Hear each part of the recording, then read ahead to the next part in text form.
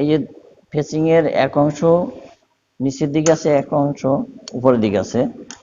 এই নিচের অংশটা এই পকেটিং এর সাথে এখানে অবলকের মধ্যে একটা স্টিচ দেবো, একটা স্টিচ দিয়ে আটকাই দেবো পকেটিং এর সাথে।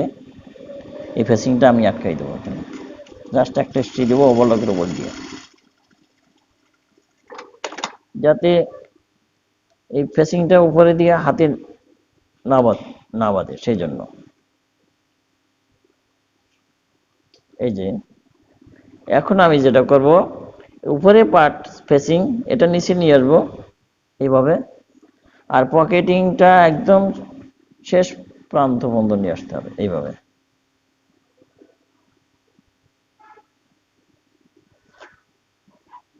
এইভাবে রেখে একটু নক মারিয়ে নেবো এখান থেকে।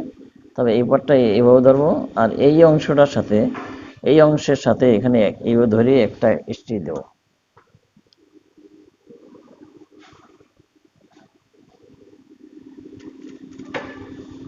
জাস্ট একটা নর্মাল স্টিচ এইভাবে। শেষ এটা আপাতত, এটাকেও দেবো।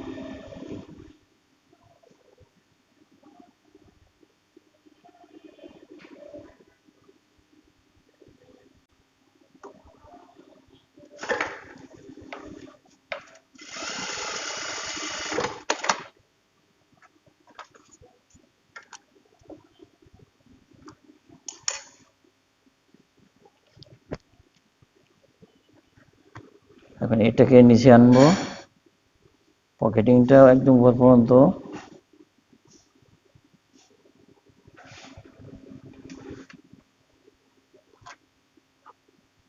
আর এটাকে এভাবে উল্টে ধরবো, আর এই কাটা অংশটা এটার সাথে পকেটিং এর এই অংশের সাথে ধরবো এইভাবে তৈরি। এখান থেকে একটা স্টিচ দেবো,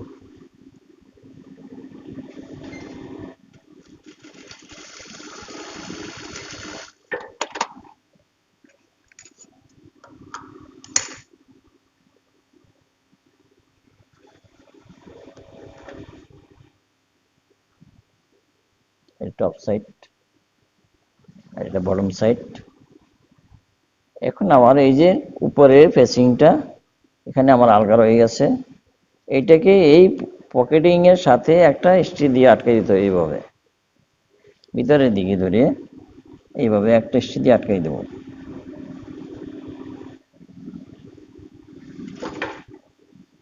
এই কাপড়টা সরাসরি ধরবো এইভাবে, মনে হচ্ছে কঠিন, আসলে কঠিন না।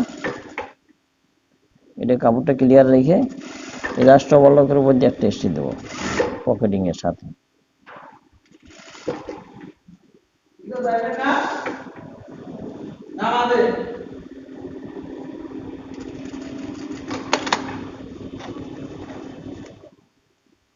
এই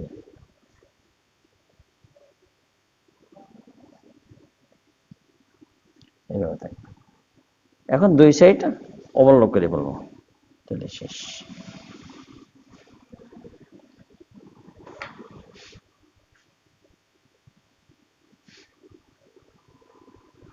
এই অংশটা এইটার সাথে জয়েন্ট।